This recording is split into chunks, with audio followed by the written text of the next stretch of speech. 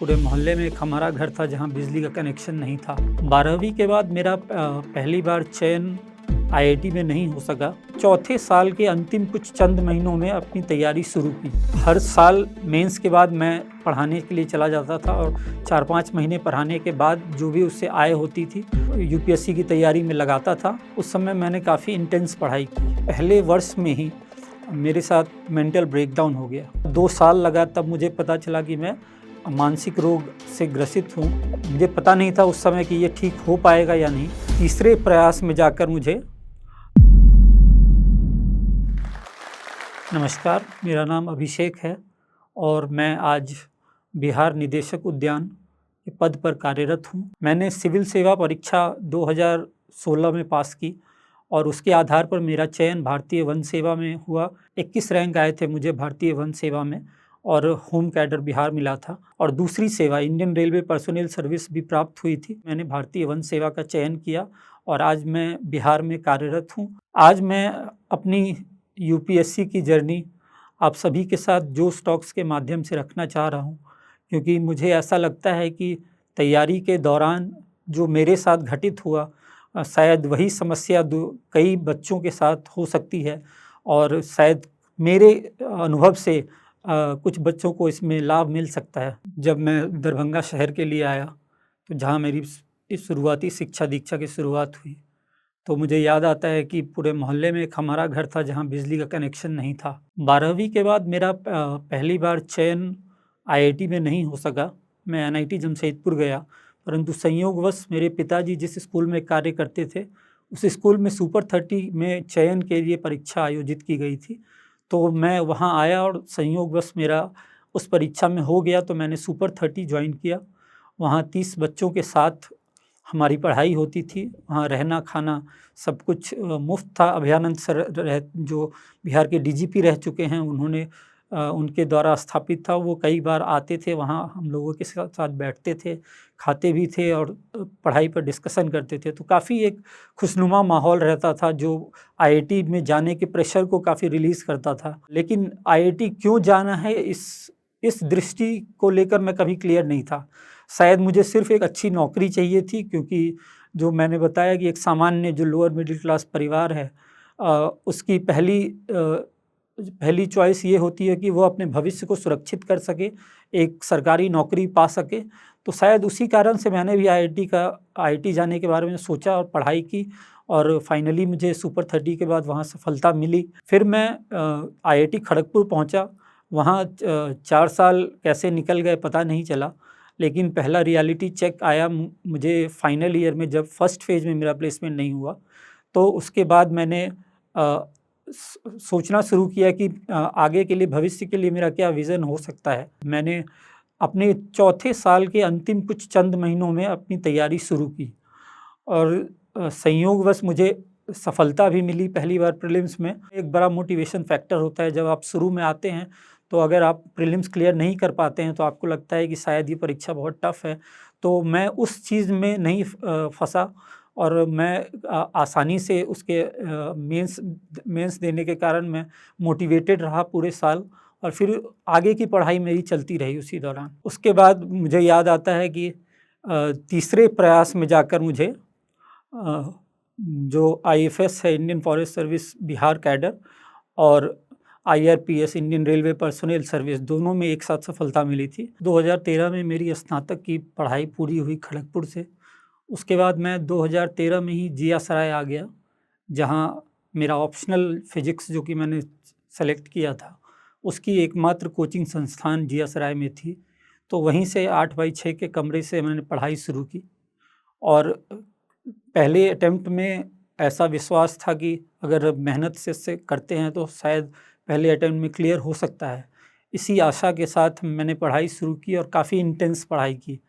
और ये जो पढ़ाई थी, इसके पहले वर्ष में ही मेरे साथ मेंटल ब्रेकडाउन हो गया। ये मेंटल ब्रेकडाउन मेरे अनसस्टेनेबल लाइफस्टाइल के कारण था, क्योंकि जिस तरीके से मैं वहाँ अपना लाइफस्टाइल मेंटेन कर रहा था, तो उस स्थिति में अवसाद में चले जाना एक सामान्य प्रक्रिया रहती है। और मुझे लगता है कि बहुत सारे बच्चे होते हैं जो इस चीज़ से जूझते हैं। तो जब ये चीज़ ब्रेकडाउन हुआ तो मुझे एम्स के 3-4 विभागों के चक्कर लगे और 4-5 डॉक्टरों के मैंने दवाइयाँ बदली। उसके बाद 2 साल लगा तब मुझे पता चला कि मैं मानसिक रोग से ग्रसित हूँ। तो जब मुझे इसका ज्ञात हुआ तो मैंने फिर दवा लेनी शुरू की डॉक्टर्स के एडवाइस पे और अपने लाइफ़स्टाइल को थोड़ा चेंज किया, अपने दोस्तों के साथ जाकर रहने लगा। जब मैं आईआईटी से तैयारी करने के लिए जीएसआरआई आया तो मेरे पास सीमित संसाधन थे। मैं और दिनों तक अपने परिवार पे निर्भर नहीं रह सकता था, आर्थिक संसाधनों की कमी थी। तो मैंने जैसे ही परीक्षा ख़त्म हुए उसके बाद मैंने पढ़ाना शुरू कर दिया। मैंने आईआईटी जेईई में फ़िज़िक्स के लिए बच्चों को पढ़ाया। हर साल मेंस के बाद मैं पढ़ाने के लिए चला जाता था और 4-5 महीने पढ़ाने के बाद जो भी उससे आय होती थी, उसके मदद से मैं आगे के समय को यूपीएससी की तैयारी में लगाता था। उस समय मैंने काफ़ी इंटेंस पढ़ाई की। लगभग 12 से 14 घंटे पढ़ता था, फिर ट्यूशन जो मैंने फ़िज़िक्स के लिए ली थी वो करता था और फिर शेष जो 4-5 घंटे बचते थे बस वही मेरे लिए रिलैक्स करने के लिए और सोने के लिए और अतिरिक्त कामों के लिए समय बचता था। तो ये एक अनसस्टेनेबल लाइफ़स्टाइल था, जो इनिशियली आवेश में या जोश में मैं करने के लिए तैयार तो था, लेकिन शायद उसके जो परिणाम थे उससे मैं वाकिफ़ नहीं था।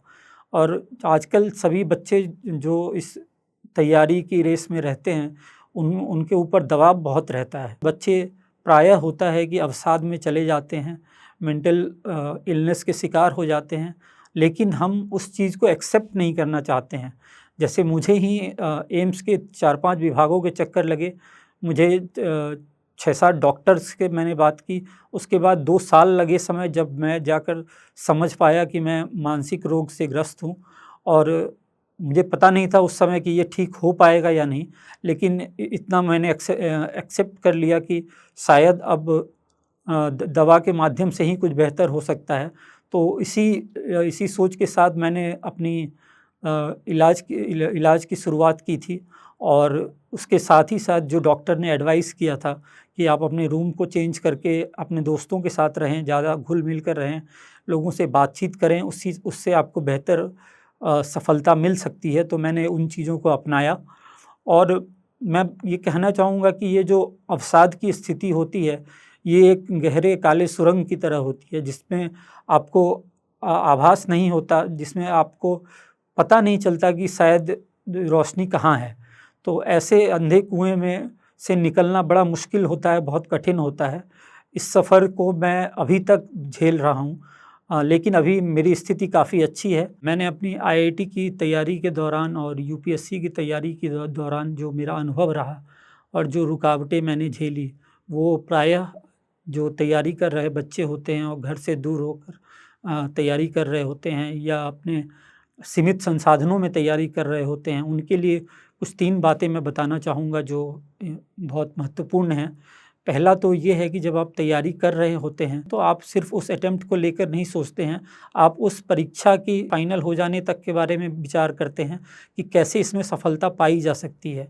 इसलिए कोई एक अटेम्प्ट ख़त्म होने के बाद हमें निराश होकर या हताश होकर उस परीक्षा को छोड़ देना और रिज़ल्ट तक इंतज़ार करना, ये करने के बदले हमें तुरंत ही तैयारी शुरू कर देनी चाहिए। दूसरा, जो हम तैयारी करते हैं उसमें हमें सीमित चीज़ों की पढ़ाई करनी चाहिए, हमें एक चीज़ को बार-बार पढ़ना चाहिए, बशर्ते कि बहुत सारी चीज़ें एक बार। और तीसरी बात जो सबसे महत्वपूर्ण है, बच्चे इन चीज़ों का ध्यान रखें, वो है मानसिक अवसाद। ये अवसाद की स्थिति तब आती है जब हम लोग एक ऐसे लाइफ़स्टाइल में रहते हैं जो हमारे लिए सस्टेनेबल नहीं है, बहुत ज़्यादा दिन तक हम उस लाइफ़स्टाइल को एडॉप्ट नहीं कर सकते हैं। और ऐसा प्रायः आजकल जो बच्चे कोटा जाते हों या दिल्ली आते हैं तैयारी करने के लिए, उन सभी के साथ होता है कि वो परिवार से दूर रहते हैं, अच्छा खाना नहीं खाते हैं, बहुत छोटे कमरों में रह रहे होते हैं, अपने दोस्तों से कट ऑफ हो जाते हैं, सोशल मीडिया बंद कर देते हैं। इसलिए आवश्यक यह है कि अपने परिवार से जुड़े रहें, अपने सामाजिक सर्कल से जुड़े रहें। अंत में मैं उसी कविता के साथ अपने विचारों को विराम दे रहा हूँ। टूटे हुए सपनों की कौन सुने सिसकी, अंतर को चीर व्यथा पलकों पर ठिठकी, हार नहीं मानूंगा, रार नहीं ठानूंगा, काल के कपाल पे लिखता मिटाता हूँ, गीत नया गाता हूँ, गीत नया गाता हूँ। है जोश की टीम ने मेरी कहानी सुनने के बाद मुझे अप्रोच किया और उन्होंने ये कहा मुझसे कि क्या कुछ हम साथ ऐसा कर सकते हैं। बहुत सारे उनके फैमिली में ऐसे बच्चे हैं, जोश की फैमिली में, जो मेरिटोरियस हैं, पढ़ना चाहते हैं, बट फाइनेंशियल और दूसरी ऐसे बाधाओं की वजह से वो शायद अच्छी गुणवत्ता वाली जो पढ़ाई है वहाँ तक पहुँच नहीं पाते हैं। आज मुझे बताते हुए काफ़ी खुशी हो रही है कि मैं जोश की फैमिली को सपोर्ट करने के लिए तैयार हूँ। एक खुशखबरी ये देना चाहता हूँ कि मैं खुद जोश के प्लेटफॉर्म को यूज़ करके आप तक यूपीएससी की पढ़ाई को पहुँचाऊँगा। मैं इंश्योर करूँगा कि आपको वही गुणवत्ता मिले जिसको यूज़ करके बहुत सारे टॉपर ने अपने ड्रीम को फुलफ़िल किया है। आपके ड्रीम में या ड्रीम के फुलफिलमेंट में कभी भी कोई फाइनेंशियल बाधा नहीं आएगी, ये मैं आश्वस्त करता हूँ। इस स्कॉलरशिप को अवेल करने के लिए नीचे एक लिंक दिया जाएगा, उस लिंक को आप भर करके स्कॉलरशिप अवेल कर सकते हैं ताकि आप अपने ड्रीम के लिए और अधिक तन्मयता के साथ और अधिक बारीकियों के साथ तैयारी कर सकें। चलो साथ में आगे बढ़ते हैं।